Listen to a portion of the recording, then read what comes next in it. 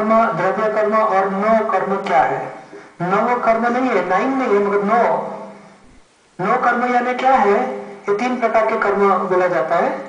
फिर भाव कर्म यानी मैं दीपिका हूँ, मैं करती हूँ, क्रोध होता है, मान अपमान, लोभ, कपट, मोह, ममता, अहंकार, वो भाव है, भाव कर्म। वहां से चार्ज होता था। जो कर्म चार्ज होता है उसको भाव कर्म बोलते हैं। और चार्ज कैसे होता है? परमाणु चार्ज हो जाते हैं। आत्मा शुद्ध प्रकाश स्वरूप है और अज्ञानता से परमाणु चार्ज होता है। और चार्ज परमाणु एटम्स वो आवरण स्वरूप आत्मा के ऊपर आ जाते हैं। जैसे नहीं, आई के ऊपर लेंस आ गए, पीला कलर के चश्मे आ गए, तो पीला लेंस जैसे पहले परमाणु आवरण कर देते हैं आत्मा का प्रकाश के ऊपर, तो उसको द्रव्य कर्म बोला जाता है। द्रव्य कर्म यानी चश्मा जैसा है, पर ज्ञानावरण, दर्शनावरण, मोहनीय, अंतराय, नाम कर्म, गोत्र कर्म, वेदनीय कर्म, आयुष कर्म। तो नाम ये मोहनीय कर्म यानी आप यहाँ से जाते हो तो साड़ी देखे, ड्रेसेस अच्छे देखे तो आपकी दृष्टि आ जाएगी, आकर्षण होगा, बहुत सस्ता ड्रेस है, ओनली 300 रुपीज। तो ये मोह कौन कराता है? मोहनीय कर्म कराता है। तो इसे ये कर्म फल देते हैं, तभी आकर्षण होता है, मोह हो जाता है। तो ये द्रव्य कर्म बोला जाता है। और बाद में आप खरीदी करने निकल गए, पैसा देकर परचेस करते हो, तो देह की क्रिया हो गई, मन की क्रिया हो गई, वाणी की क्रिया हो गई, तो नो कर्म बोला जाता है, डिस्चार्ज कर्म। और डिस्चार्ज आया कहां से? द्रव्य कर्म में से।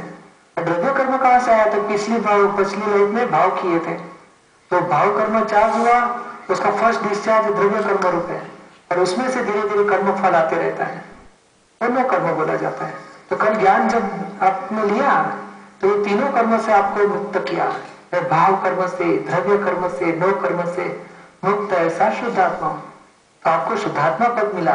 अब ये प्रकृति का भरा हुआ मान निकलेगा, कभी मोह भी हो जाएगा, मान अपमान भी हो जाएगा। नाम कर्म यानी कोई अपमान करते है तो उसको अनादय नाम कर्म बोला जाता है। कोई मान रिस्पेक्ट से बोला आइए आइए आइए, वो आदय नाम कर्म है। कोई अपयश नाम कर्म, कोई अपजय देता है, कोई यश देता है।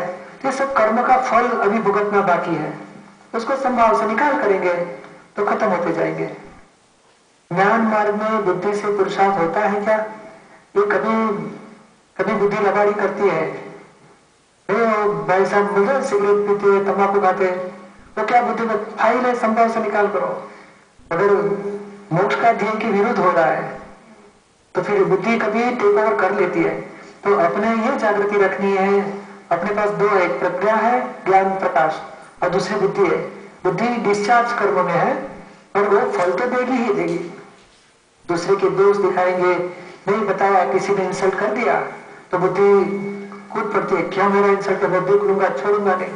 तो बुद्धि कुछ भी बताएगी उसके ऊपर वॉच रखना है जागृति से। और बुद्धि मोक्ष के ध्येय के अनुसार है या विरुद्ध है, वो भी चेक करना है। जो मोक्ष की लाइन पे है वो बुद्धि बताएगी चलो सत्संग में जाना है, मजा आती है, तो वो है, बरोबर है। दीपिका की बुद्धि बताएगी सत्संग में क्या जाना, घर में तो टीवी आता ही है, नहीं चलो उठो जाना ही पड़ेगा। तो आप उसके ऊपर वॉच करके मोक्ष का ध्येय के अनुसार चलाना है, तो बुद्धि टूट जाएगी। नहीं तो बुद्धि कभी बिगाड़ भी सकती है, समझ में आया ना? बुद्धि नुकसान भी कर सकती है। तो पुरुषार्थ तो नहीं कराती है मगर डिस्टर्ब करती है, दखल करती है। जैसे संध्या शुक्ला।